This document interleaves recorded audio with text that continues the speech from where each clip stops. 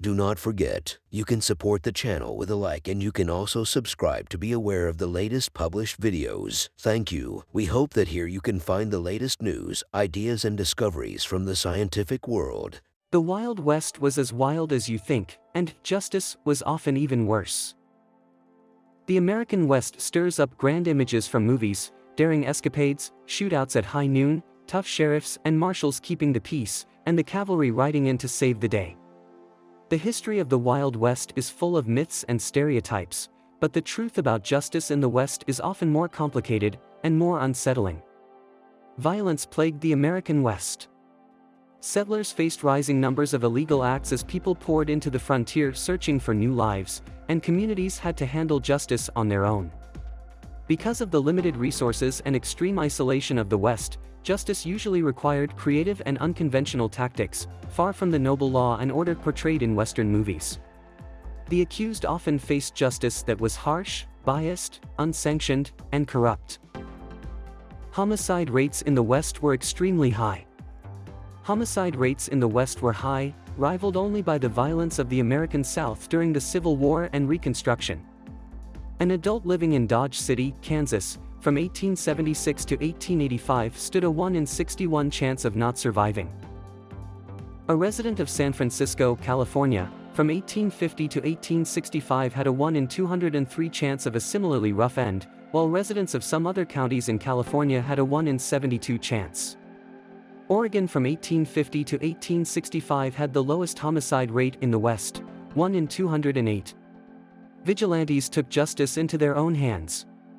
When a story attracted public anger, some settlers in the West were quick to take the law into their own hands. These vigilantes were idealized in popular contemporary accounts, but the justice they exacted was often brutal. Not content with apprehension and execution, some vigilantes physically abused the accused. Some even took trophies. In 1891, the skin of a hanged bandit was tanned and made into souvenirs. Vigilantes justified their acts by pointing to the terrible acts the accused had allegedly committed. Most convictions ended in swift executions.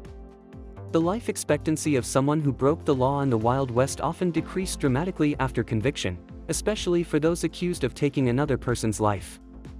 Whether offenders received an official trial or one carried out by unsanctioned vigilantes, Western justice demanded blood.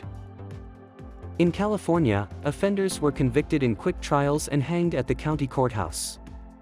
Execution usually came shortly after the conviction, as appeals and stays of execution were uncommon. If an expected execution did not happen or did not occur quickly enough for the crowd, vigilantes might take matters into their own hands. In one 1851 case, vigilantes convicted a man of stealing gold dust and gave him a mere 3 hours to get his affairs in order before his hanging. Private detectives brought in ne'er-do-wells by any means necessary. The Wild West saw the rise of the Pinkerton Detectives, a private agency commonly hired as bounty hunters for the most troublesome offenders. The Pinkertons infiltrated the Reno crew after their infamous train heist and worked to bring down Butch Cassidy and the Wild Bunch. Despite the detectives' reputation, the outlaw Jesse James continued to elude them. In their pursuit of James, the Pinkertons lost the goodwill of the public when it became clear they would use whatever means necessary to get their man. During a raid on James's mother's house in 1875, one of the Pinkertons threw an explosive through the window. It proved fatal to James's 8-year-old half-brother and caused his mother to lose part of her arm. James wasn't at the house, as he had already fled after being tipped off. With public opinion against them, the Pinkertons were forced to call off their pursuit. Vigilantes sometimes took accused offenders from their jail cells. Even when the accused were caught and awaited trial, vigilante squads did not always have the patience to wait for a legal sentence or risk an acquittal. Instead, they showed up at the jail and demanded to deal with the offenders themselves. In one 1878 incident, an accused killer was caught and taken to jail, with a trial scheduled for the next day. But during the night, 20 or 30 masked men arrived at the jail with guns in hand. The vigilantes took the man and hanged him immediately. Death in the line of duty was common for lawmen. The West had a variety of legitimate lawmen, ranging from town sheriffs and marshals to the U.S. Marshals appointed by the Attorney General. U.S. Marshals were charged with maintaining federal law, and they could deputize local men to form a posse when greater numbers were necessary. During this period, deaths in the line of duty were common. The U.S. Marshals alone had several deadly incidents. In 1872, a marshal and 7 members of his posse were fatally shot when they tried to take a prisoner from the custody of a Cherokee court. In 1885, a deputy marshal and 3 members of his posse engaged in a deadly shootout. A prisoner escape claimed the lives of a deputy marshal and 2 posse members in 1887. Another did the same to 2 deputy marshals and 1 posse member in a 1893 shootout. The Old West still holds records for the deadliest incidents involving multiple law enforcement causalities. Many towns tried to enforce strict gun control. The Old West had no shortage of guns, creating a worrying situation for lawmen trying to prevent violent offenses. Most cities in the West had a simple solution: gun control. Towns like Tombstone, Arizona, and Dodge City, Kansas, required visitors to surrender their guns when they entered the town. In fact, the 1881 shootout at the OK Corral started as a conflict over Billy Clanton and the McClory brothers refusing to give up their guns when they entered Tombstone. Anyone defying a Western town's gun control laws was likely to meet a violent end. Author and cowboy Andy Adams described the gun laws of Dodge City in his account published in 1903. The Buffalo hunters and range men have protested against the iron rule of Dodge's peace officers, and nearly every protest has cost human life.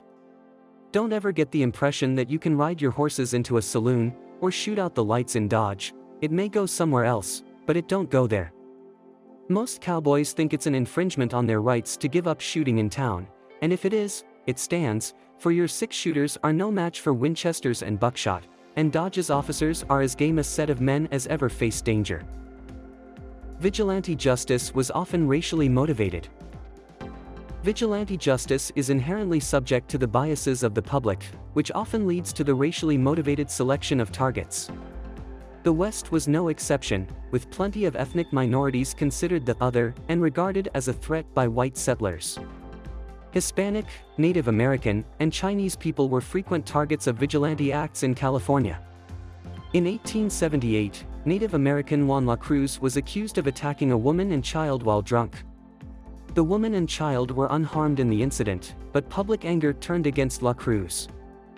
A mob seized the accused attacker from jail, and La Cruz was later found hanging in the woods. When the body was found, one witness reportedly said, "You've done a good job, you reformers. Now why don't you hang the man who sold the whiskey to the Indian?"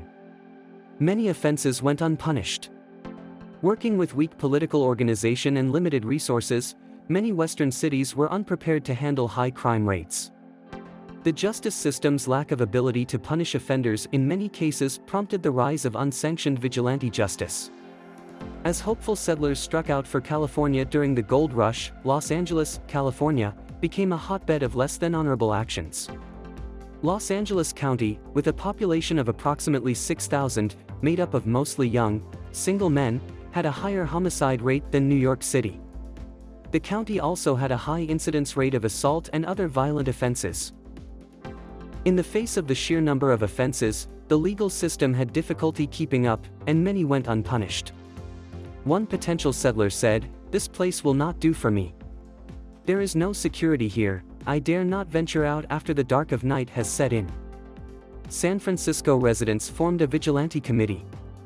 San Francisco, California, was a gold rush boomtown with a rapidly increasing population, and that boom brought a sharp uptick in violent offenses.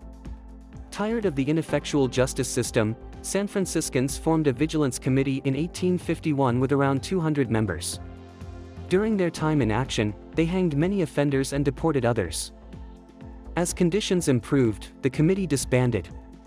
But in 1856, Irish Catholic politician James Casey fatally shot a newspaper editor who had accused him of involvement in illegal activity. Outraged San Franciscans formed a second vigilance committee. Casey had already been arrested by law enforcement, but 500 men from the committee surrounded the jail and demanded Casey.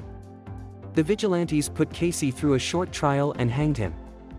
As with much vigilante justice, this incident showed bias. The vigilantes were mostly native-born American Protestants who had lost political power to recently immigrated Irish Catholics such as Casey. Some lawmen also turned to illegal activity. The West had many problems with vigilante justice, but the legitimate lawmen were sometimes not much better. Many law enforcement officers were not consistently paid, earning money only through taking a percentage of fines or collecting bounties on wanted men. In desperate times, some lawmen turned to crime themselves. Corruption was a common problem among lawmen. Sheriff Dave Allison was accused several times of misappropriation of money. Henry Newton Brown was a deputy sheriff tasked with tracking people for bounty, but on his bounty hunt, Brown robbed a bank with 3 accomplices. A vigilante mob took matters into their own hands, enacting fatal punishment. Timothy "Longhaired Jim" Courtright used his position in law enforcement to run a protection racket that extorted profits from gambling dens and saloons.